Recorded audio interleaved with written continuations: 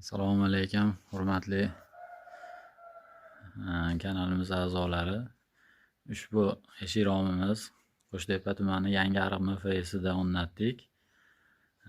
Qilingan ishlarni video davomida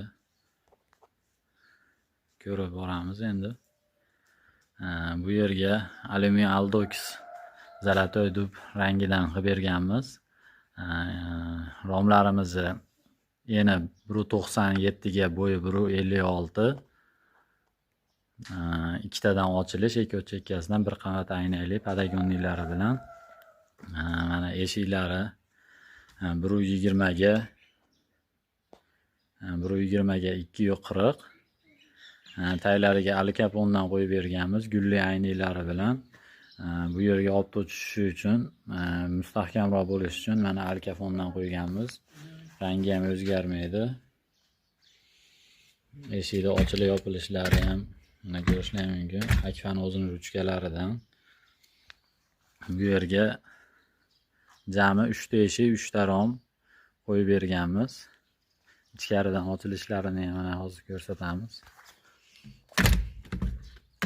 Juda ham yaxshi bo'lgan. Mana ichkaridan ko'rinishlari. Akfani o'zini ruchkalari, mana logotiplari bor. Mana mexanik spalnitel qo'yganmiz ularga.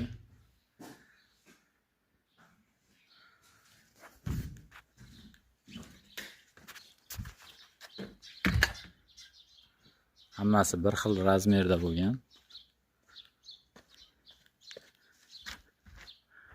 Bir qavat aynek hammasi. Jami shu yerga olib kelib o'rnatib berishimiz, ustanovka hamma yo'g'i xizmati ichida 3 ta eshik, 3 ta romni 12.500.000 so'mga mana o'rnatib berdik. Xizmatlar bo'lsa aloqaga chiqaverasizlar.